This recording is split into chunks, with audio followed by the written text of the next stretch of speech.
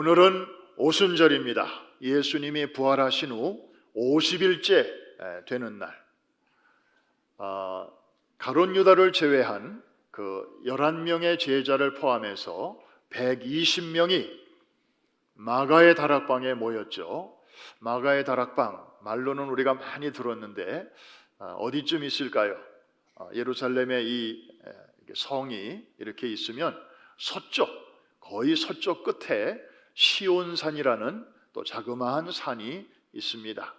그 시온산 언덕에 마가의 그 집이 위치하고 있습니다. 지금도 가시면 그 안에 들어가 보실 수 있습니다.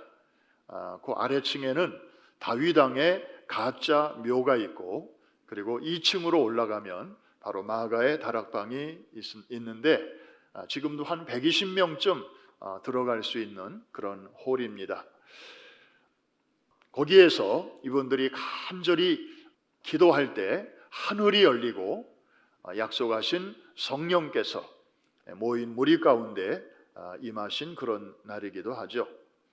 자, 이 뜻깊은 오순절 주일날에 우리가 한 가지 좀 팩트 체크를 해야 할 일이 생겼습니다.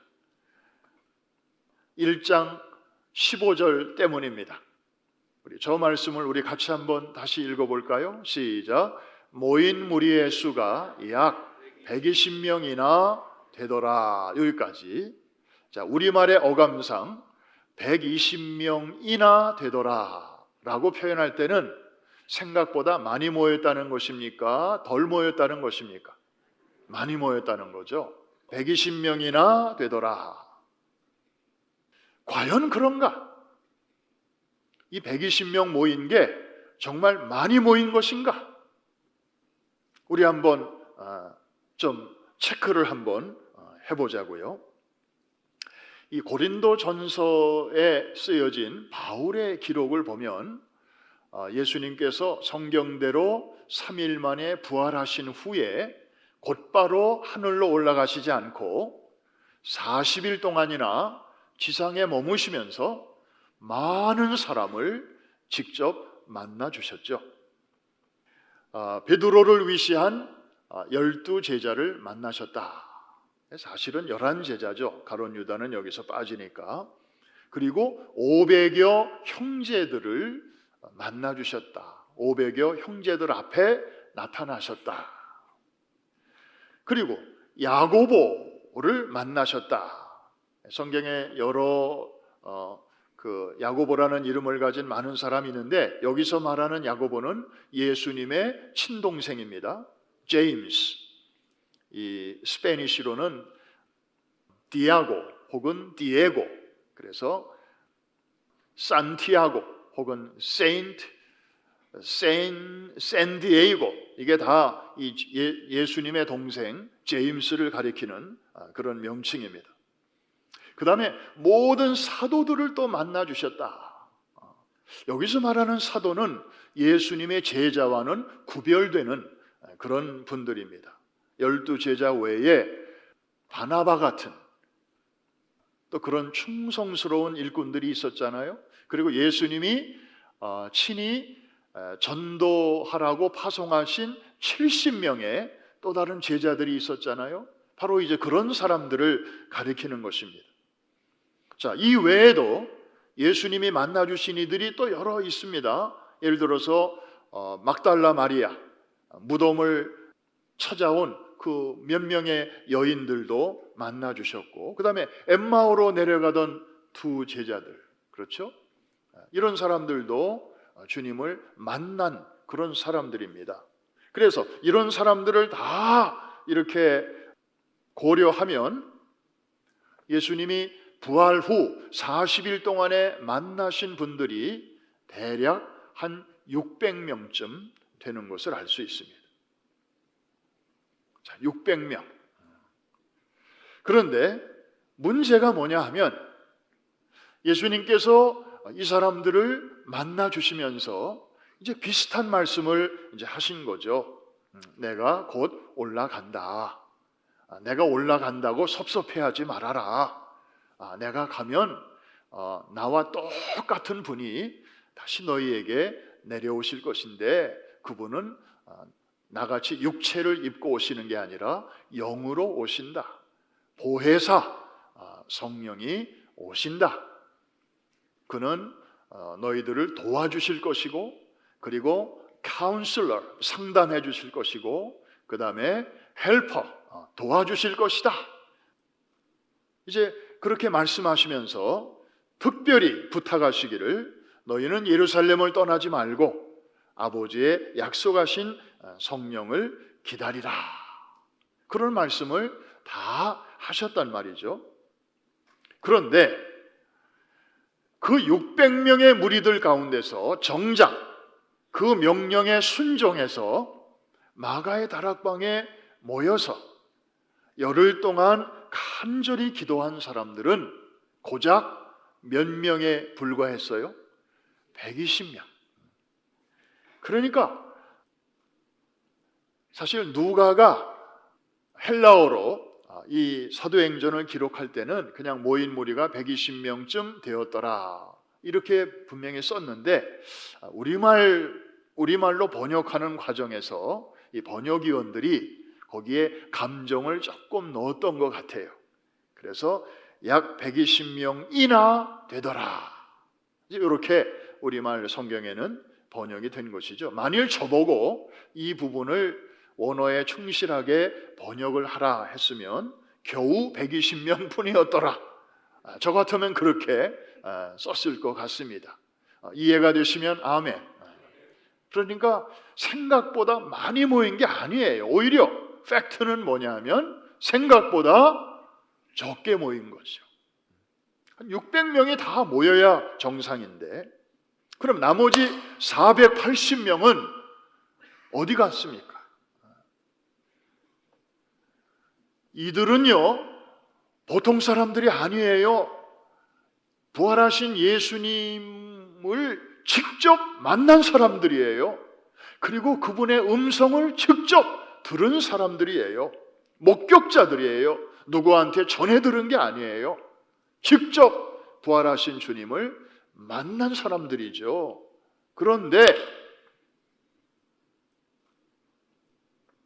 주님이 승천하신 후 그 열흘을 찐득하게 기다리지 못했습니다. 그 결과 이 사람들은 뭘 놓쳤어요? 내가 말세에 내 영을 남종들과 여종들에게 부어 주리라 라고 하는 구약의 그 요엘서에 나오는 이 예언이 성취되는 그 역사적인 현장을 놓쳐버린 것입니다. 이것이 바로 이 480명의 비극입니다. 자, 그런데 여러분, 한번 계산기를 좀 두드려 볼까요? 정확하게 600명은 아니겠지만 대충 600명이라고 보고, 그 중에 120명은 퍼센티지로 따지면 몇 프로? 20%. 그러면 나머지 480명은 몇 프로? 80%죠. 6, 8은 48이니까. 자, 20대 80으로 이렇게 나누어졌습니다. 똑같이 주님을 만났고 똑같이 주님으로부터 말씀을 들었는데 그들의 반응에 따라서 20대 80으로 나누어졌습니다. 여러분, 혹시 파레토의 법칙이라고 들어보셨습니까? 굉장히 유명한 법칙이에요. 이탈리아 사람의 이름을 따서 만든 명칭입니다. 이 사람은 19세기 후반에 이탈리아의 경제학자요, 사회학자요, 또 정치학자인데, 이 사람이 가만히 보니까 이탈리아 그 당시 국가 전체의 재산을 보니까 20%의 사람이 나라 재산 전체의 80%를 갖고 있다 하는 것을 이 사람이 정리해서 발표를 했어요. 그래서 이걸 가리켜서 파레토의 법칙 혹은 20대 80 혹은 80대 20의 법칙이라고 부르는 것입니다. 다른 자료를 보니까 이분이 이런 연구를 하게 된 계기가 있다고 그래요. 개미를 가지고 실험을 했대요. 여러분, 개미들 가만히 보면 굉장히 부지런히 열심히들 일하잖아요. 먹을 거리 있으면 이걸 입에다 물고 막 이렇게 일렬로 막 어디론가 가는, 참 개미들은 그래서 부지런해요. 그런데 가만히 자세히 보니까 모든 개미가 다 부지런한 게 아니더라는 거예요. 그래서 제한된 개미를 딱 이렇게 표본으로 삼고 잘 행동을 관찰해 보니까 그 중에서도 이 부지런한 개미가 한 20% 되고 약간 게으른 개미들이 한 80% 되더라. 이분이 그거를 이제 발견한 거예요. 그 다음에는 그 게으른 80%의 개미를 또 한 곳에 이렇게 집어넣고 먹잇감을 주고 얘네들이 어떻게 일하나 그걸 또 관찰했더니 이 게으른 개미들 중에도 먹거리를 보고 또 부지런히 일하는 개미들이 한 20%, 그리고 아까처럼 여전히 게으른 개미들이 또 한 80%. 거기도 20대 80의 법칙이 작용하고 있는 것을 이제 발견한 거예요.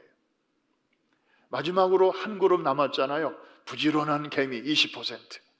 얘네들을 또 한 곳에다가 놓고 먹거리를 주고 얘네들의 행동을 또 가만히 봤어요. 아까 정말 부지런히 일했던 개미들인데 이 중에서도 또 부지런한 개미가 20%, 그리고 아까까지는 부지런했는데 좀 놀고 먹는 애들이 또 한 80%, 이렇게 또 나누어지더라는 거예요.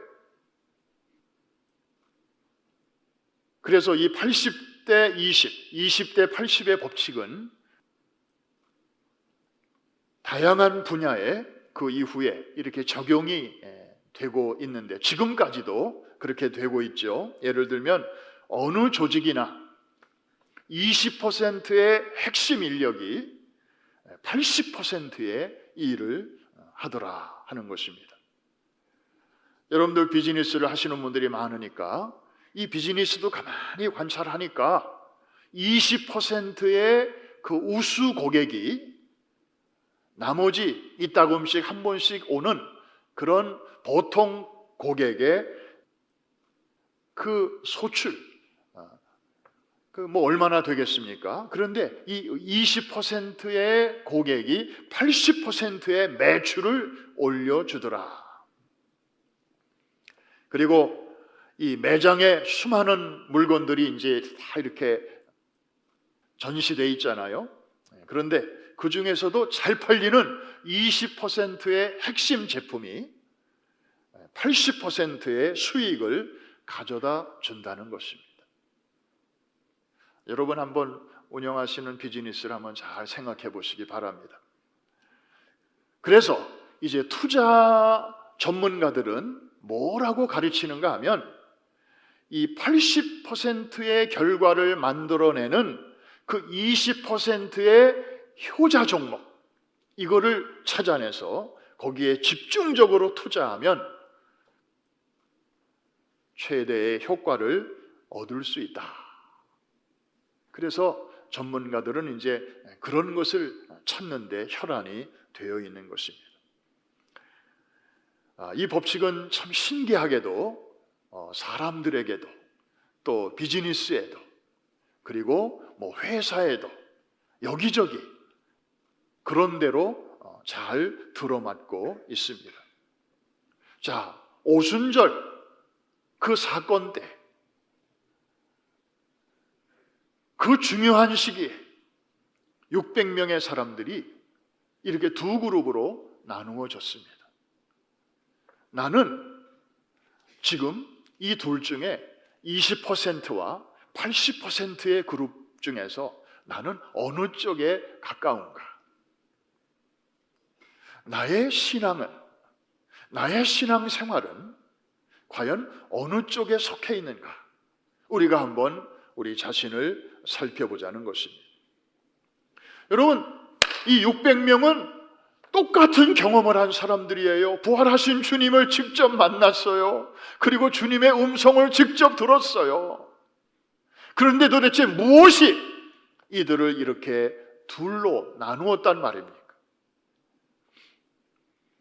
가만히 생각해 보니까 두 가지예요. 하나는 순종 생활이 있었느냐 없었느냐. 그리고 그 순종은 무엇으로 나타났는가 하면은 기도로 연결되었습니다. 자, 똑같이 하나님의 말씀을 들었지만, 야, 주님이 말씀하셨으니 그래, 주님이 승천하시는 그날로 이제 더 이상 주님의 모습이 보이지 않는 그 시간부로 120명은 곧바로 마가의 다락방으로 달려갔습니다. 몇 날이 못되어 성령을 선물로 받으리니 너희는 예루살렘을 떠나지 말고 아버지의 약속하신 것을 기다리라 말씀하셨으니, 저들은 이것을 마음에 간직하고 그리고 한자리에 모여서 전심으로 간절하게 기도를 했던 사람들이 20%. 그런데 나머지 이 사람들은 어떻게 된 겁니까? 말씀을 듣기는 들었지만 이거를 건성으로 들었어요. 설마 그런 일이, 그거를 마음에 담아두지 않았어요. 그때 상황이 너무 정신이 없어가지고 뭐 나름대로 이유가 있었겠지요. 적지 않은 숫자 80%가 기도의 자리에 없었어요. 여러분, 그날 마가의 다락방에서 간절히 하루, 이틀, 닷새, 7일, 8일, 9일, 그리고 10일째 되는 날, 드디어 하늘이 열리고 약속하신 성령이 임하심을 체험했던 이 사람들을 중심으로 그들은 그 시대를 어떻게 헤쳐나갔습니까? 여러분, 그들이 처했던 1세기의 상황은 오늘날 우리의 상황과 많이 달랐습니다. 그때는 기독교가 박해와 그리고 고난을 받는 시기였어요. 나 예수 믿는 사람이오라고 자신 있게 말도 할 수 없는 그런 아주 어려운 시기였습니다. 그럼에도 불구하고 저들은 예배를 중단하지 않았습니다. 왜? 하나님이 살아계시고 성령님이 자기들과 함께 하신다고 하는 너무나 확실한 증거를 지니고 있었기 때문에, 그래서 저들은 지하로 들어가서 예배를 드렸습니다. 지금도 이탈리아에 가면은 카타콤이라고 하는 공동묘지가 있습니다. 믿음을 지키다가 순교당한 그런 그리스도인들의 묘지가 땅속에 여기저기. 그래서 얼마나 그 길이 미로처럼 이렇게 아주 얽히고 설켜 있는지 지금도 이렇게 정신줄을 잠깐 놓으면 거기서 잃어버리기 쉽다고 그래요. 저도 들은 얘기입니다마는 어느 신혼부부가 허니문 여행을 이탈리아 로마로 갔대요. 거기 카타코메를 들어갔대요. 사람들이 얼마나 많은지 거기서 서로 헤어졌대요. 그래가지고 부랴부랴 서로 막 찾다. 그때는 핸드폰도 없었을 테니까. 그러고 오래간만에 다시 만났는데 뭐 환갑 때 만났대나 그런 얘기가 있어요. 그리고 로마 군인들이 못 쫓아오도록 그 묘지를 그렇게 미로로 만들어 놓았다는 것이에요. 그런 한 귀퉁이에서 그리스도인들이 모여가지고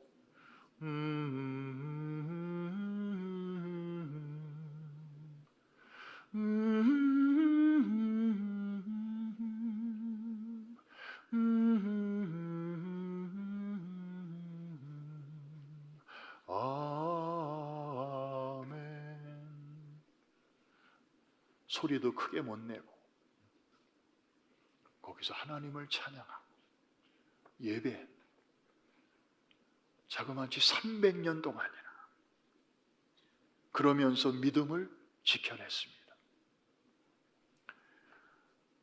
서슬이 시퍼랬던 로마 제국과 황제의 권세는 영원할 것 같았지만, 그러나 저들의 권세는 300년을 넘기지 못했습니다. 콘스탄틴 황제가 밀라노에서 그 유명한 밀라노 칙령을 발표하면서 기독교에게 자유를 준다. 이제는 로마 제국이 기독교를 정교로 인정한다. 더 이상 땅 속에 있지 말고 나와라. 이게 소위 기독교 공인이 주후 313년에 일어나게 되었고, 그로부터 100년이 지나지 않아 데오도시우스 황제 때 이제는 로마의 모든 다른 종교는 우리가 인정하지 않고 오직 기독교를 로마의 국교로 삼는다. 기독교의 전성시대가 오게 된 것입니다. 할렐루야. 성령 받은 사람들이 그 핵심 멤버가 되어서 그 어떤 환경 속에서도 굴하지 않고 믿음을 지켜나갔기에 바로 이런 놀라운 기독교의 반전의 역사가 가능하게 되었던 것입니다. 순종한 사람들, 그리고 그것을 기도의 무릎으로 연결시킨 사람들에 의해서였습니다.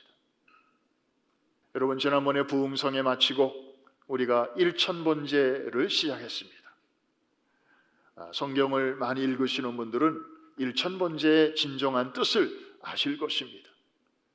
솔로몬이 1000번을 드렸다 이런 뜻이라기보다는 이제 1000마리의 제물을 드렸다. 성경에는 그렇게 나와 있습니다.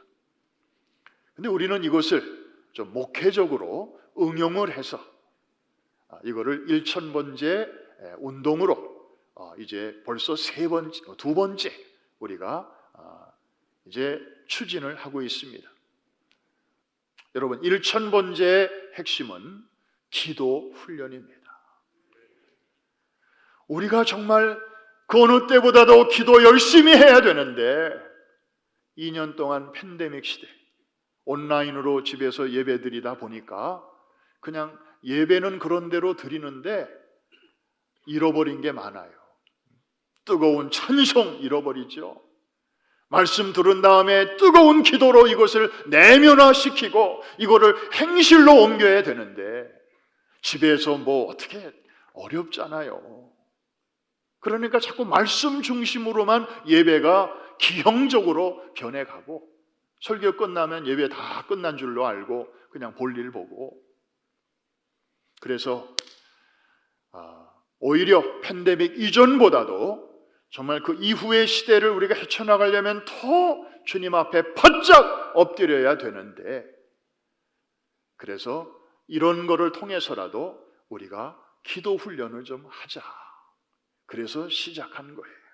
사랑하는 성도 여러분, 초대교회 성도들이 이렇게 20대 80으로 나누어지는 그 분기점이 뭔가를 봤더니 말씀을 누가 더 많이 들었냐? 그게 아니에요.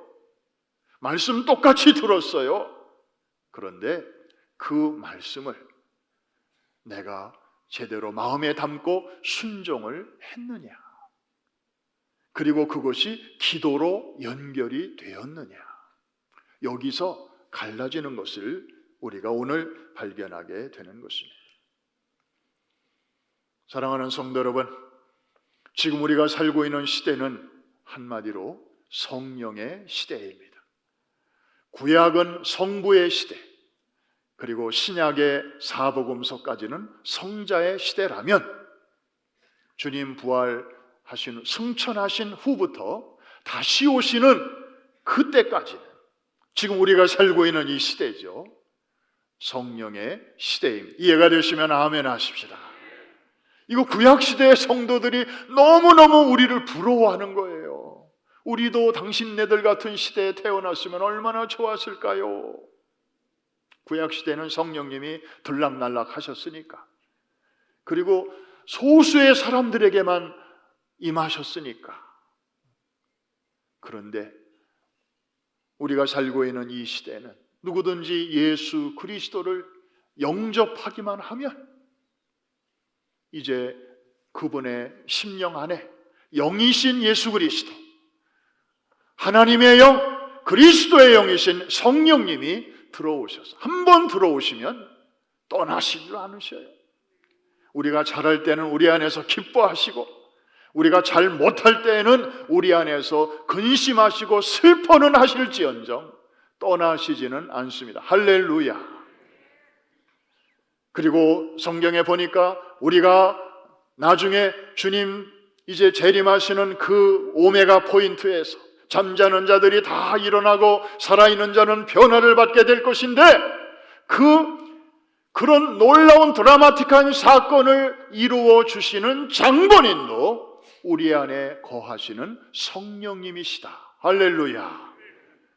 우리의 이 썩을 몸을 썩지 아니할 몸으로 바꿔주시는 그분도 바로 성령님이십니다. 이 얼마나 감사한 일인지 몰라요. 지금은 성령의 시대입니다. 그런데도 우리가 성령에 대해서 무관심하고 우리 안에 들어와 계시는 성령님을 제대로 잘 대우해드리지 못하고, 그리고 그 성령님과 제대로 교제하지 못하고 살아간다면, 이거는 정말 이 다음에 우리 구약시대 성도들 만나면 우리가 사과해야 돼요. 미안해해야 돼요. 사도행전 2장에 나오는 이 오순절 성령 강림 사건은 바로 성령의 시대가 열렸음을 알리는 위대한 빵빠레였습니다. 사도행전 2장 17절 말씀, 이 성령 시대에 우리에게 하나님이 활짝 열어주신 놀라운 선물들이 여기 있는데요, 우리 같이 한번 읽어보겠습니다. 시작. 하나님이 말씀하시기를 말세에 내가 내 영을 모든 육체에 부어주리니 너희의 자녀들은 예언할 것이다. 너희의 젊은이들은, 너희의 늙은이들은 꿈을 꾸리라. 놀라운 약속입니다. 그리고 나서 사도행전 2장에서 오순절 사건이 일어났습니다. 이것은 농사법으로 말하면 이른비의 사건이었습니다. 이른비는 파종하기 직전에 내려주는 고마운 비입니다. 씨앗이 떨어지면 잘 스며들 수 있도록 땅을 부드럽게 해주기 위해서 내리는 봄비예요. 겨우내 딱딱하게 얼어붙었던 땅을 보드랍게 만들어주는, 그게 바로 이른비예요. 이른 비가 있으면 또 무슨 비가 있을까요? 늦은 비가 있죠.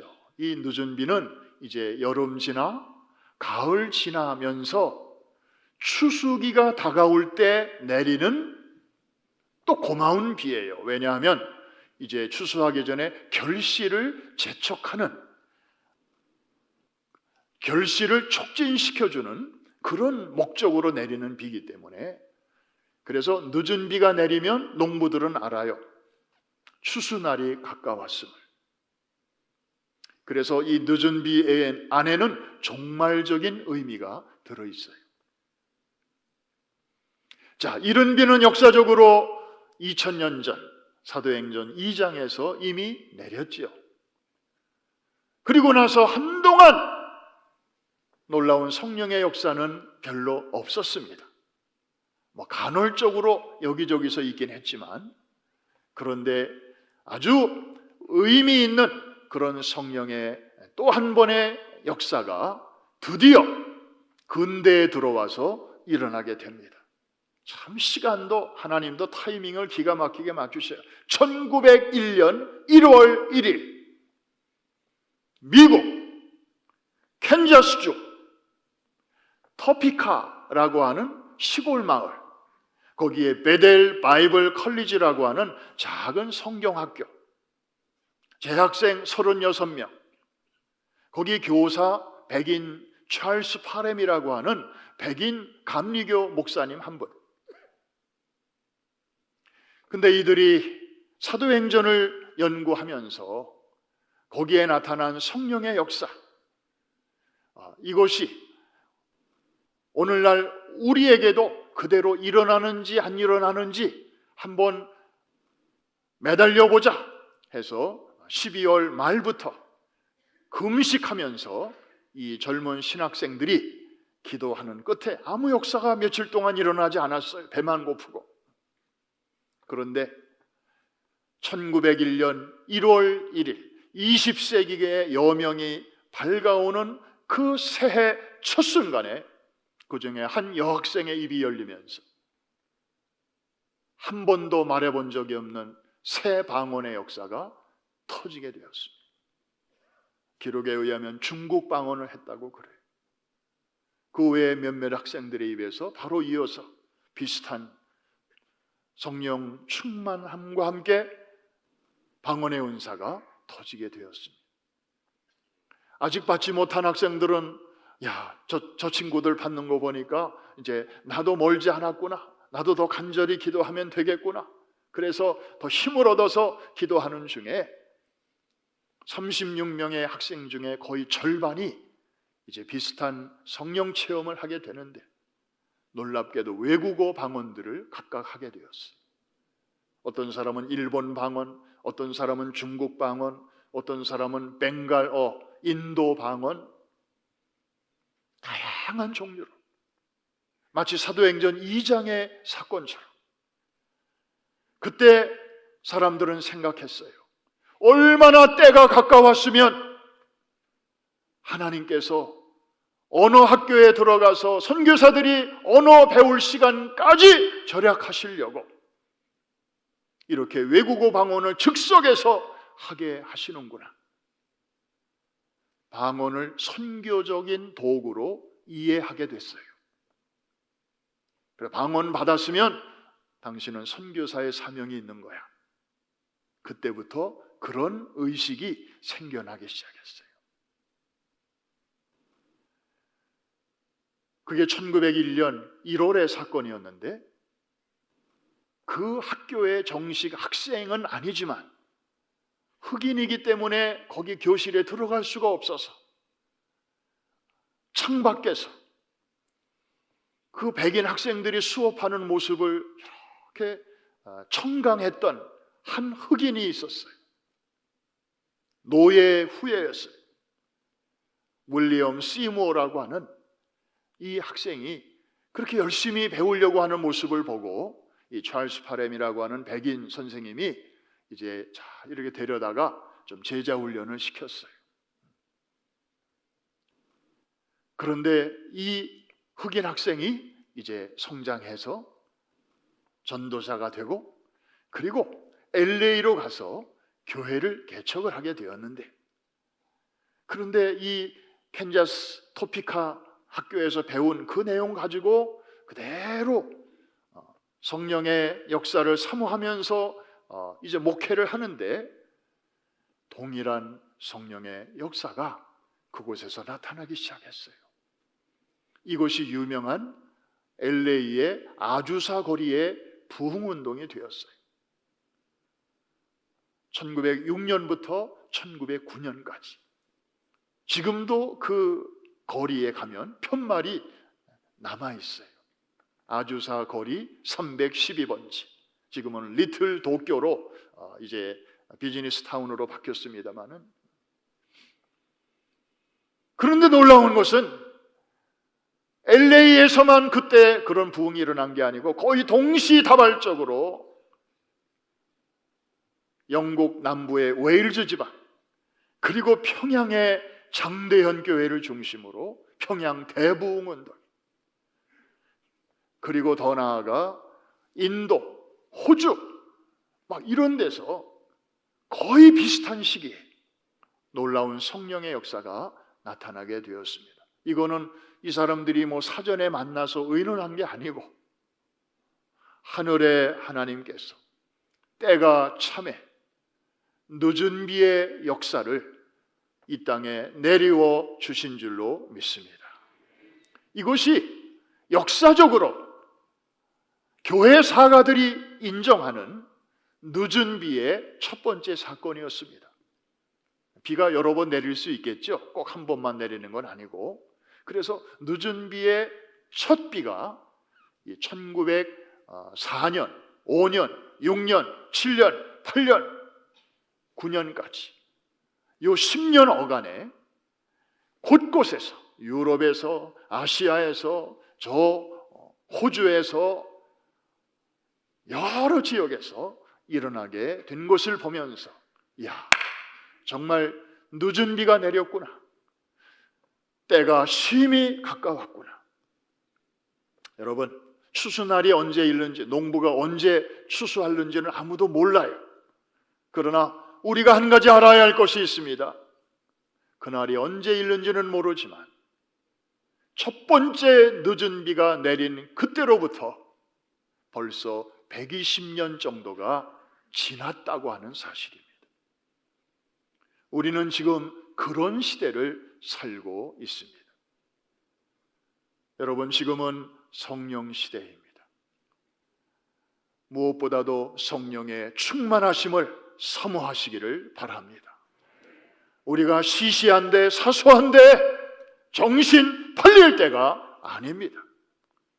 지금은 성부의 시대가 아니고 성자의 시대가 아니고, 물론 어느 시대나 성부, 성자, 성령 다 함께 역사하시지만 지금이야말로 성령께서 두드러지게 앞장서서 도와주시고 가르쳐 주시고 상담해 주시고 이끌어 주시고 그리고 치료해 주시고 축복해 주시고, 아멘 안 해도 괜찮아요. 보혜사 성령께서 정말 우리에게 친구처럼 그렇게 도와주시는 시기가 이미 2000년 전에 활짝 열렸고, 그리고 의미 있는 늦은 비 사건이 120년 전에 일어났다면 지금이야말로 우리 정신 바짝 차리고 술 취하지 말고 성령의 충만을 받아야 할 때인 줄로 믿습니다. 이제 기쁨의 50일이 오늘로 끝나지만, 그러나 성령님과 함께하는 여러분들의 신앙생활은 오늘부터 새롭게 출발하게 되시기를 주의 이름으로 축원합니다. 오순절 교단인 우리가 안 하면 누가 하겠습니까? 이해가 되시면 아멘 하십시다. 불 꺼진 등대는 또 하나의 암초라는 말이 있습니다. 등대는 참 고마운 것입니다. 캄캄한 밤바다에서 방향을 알 수 없는 때에 그 불이 이렇게 밝혀지면, 저기 가면 항구가 있구나, 저기 가면 우리가 쉴 수 있구나, 사람들에게 희망을 주고 소망을 주지 않습니까? 그런데 불이 꺼져버리면, 그래서 아무것도 안 보이는 가운데서 뭣도 모르고 배가 그쪽으로 가다 보면 이거는 돌멩이에 불과합니다. 사람들에게 도움은커녕 아픔과 상처를 주고 맙니다. 여러분, 불 켜진 성령의 사람들로 살게 되시기를 주의 이름으로 축복합니다. 그 미지근한 80%로 살지 말고 그 뜨거운 20%로 살아가시기를 주의 이름으로 축복합니다. 하나님의 꿈이 나의 비전이 되고 예수님의 성품이 나의 인격이 되고 성령님의 권능이 나의 능력이 되기를 바라는 이 찬송가 가사대로 여러분의 삶이 그렇게 채워지게 되기를 주의 이름으로 축복합니다.